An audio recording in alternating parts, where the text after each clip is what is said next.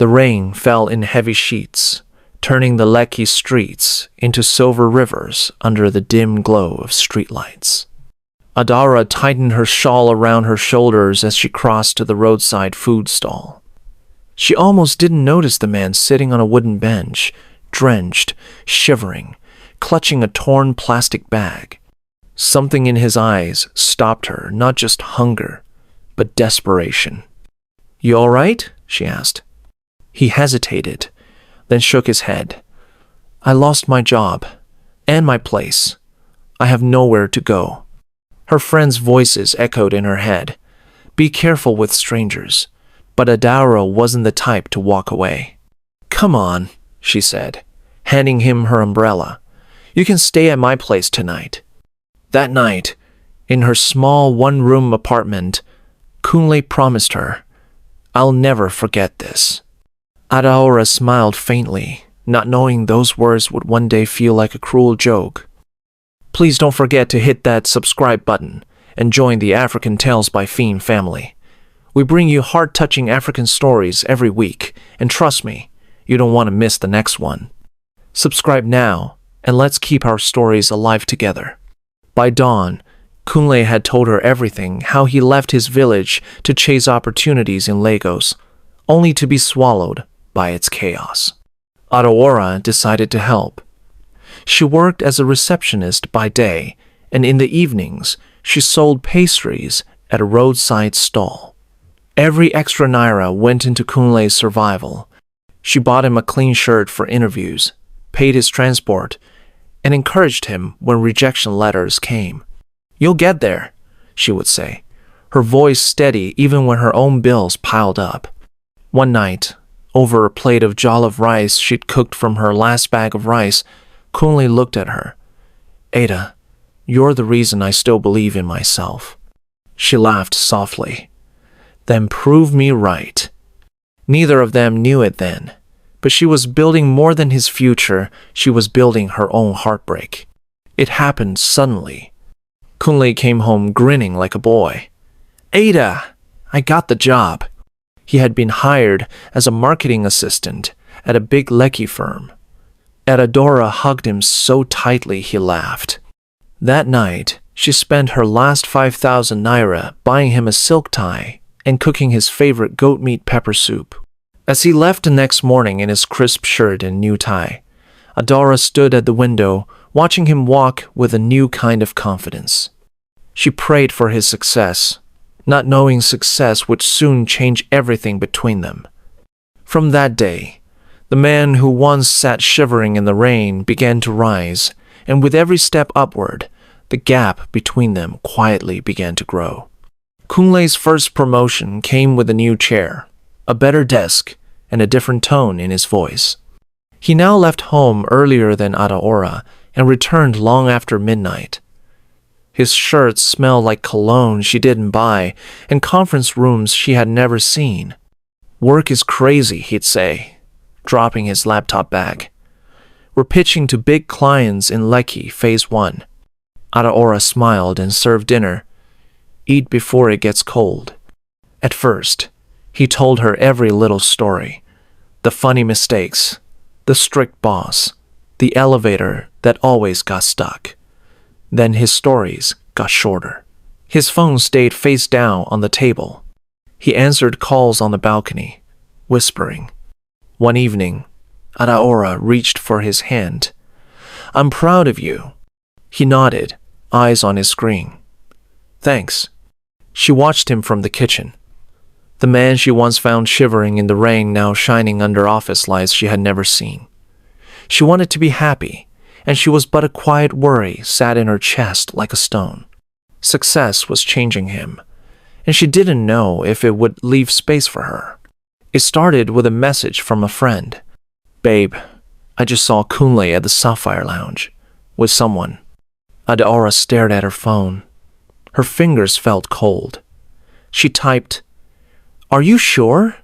The reply came with a photo, a blurry shot of Kunle laughing across a table from a young woman with flawless makeup and a tiny silver bag.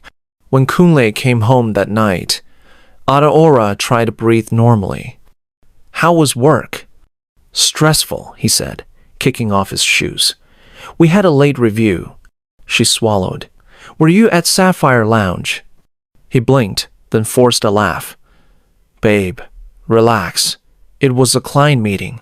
You know how this job is. He hugged her, too quickly. His phone buzzed. He pulled away and stepped onto the balcony to answer. Adaora stood in the living room, listening to the city hum. She wanted to trust him. She wanted to be wrong. She washed the dishes slowly, her heart beating like a drum. The photo burned in her mind. She told herself, if it's business, it will fade. But deep down, she felt the first clean cut of betrayal. Adaora met her by accident. She was delivering small chops to a private office event in Lekki when she heard the laughter, bright, sharp, expensive. Adaora turned and saw Kunle across the glass room, standing beside a woman in a gold satin dress. The woman touched his sleeve as if it already belonged to her. Their eyes met. Kunle's smile died for a second. Ada, he said cautiously, walking over. What are you doing here? She held her tray tighter. Working. The woman sauntered forward, perfume thick in the air. I'm Chisom, she said, like a challenge. Kunle's partner. Adaora felt the word crash into her chest. Partner. Kunle cleared his throat. Work partner, he added quickly, not meeting Adaora's eyes. Adaora nodded, placed the tray on the table, and left before her voice betrayed her. Outside, she stood by the staircase, breathing hard. She remembered the nights she patched Kunle's shirts, the mornings she prayed for his interviews, the meals she skipped so he could eat. Inside a glass room, Chisom threw her head back and laughed at something Kunle whispered. On the staircase, Adaora wiped her eyes, steadied her hands, and walked back to finish her job, a queen hiding her crown, waiting for the storm to name itself. It happened on a hot Sunday afternoon when the light fell too bright for bad news. Adaora was seasoning turkey for a client when Kunle walked in carrying a small suitcase. No greeting, no smile, just a hard face that didn't look like the man she once brought in from the rain. Ada, I'm moving out, he said. The knife slipped from her hand and hit the floor. What do you mean? He didn't flinch. I've met someone. We want different things. Someone? Her voice cracked. Chisom? He hesitated for half a second.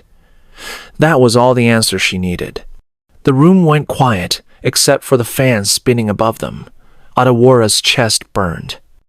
She remembered the nights she walked home in the dark to save transport money, the mornings she ironed his shirts, the dreams she folded and kept away for him. After everything? She whispered. Kunle looked anywhere but her eyes. I didn't ask you to do all that. The words cut clean, like glass. He wheeled his suitcase to the door. The click of the lock echoed through the apartment.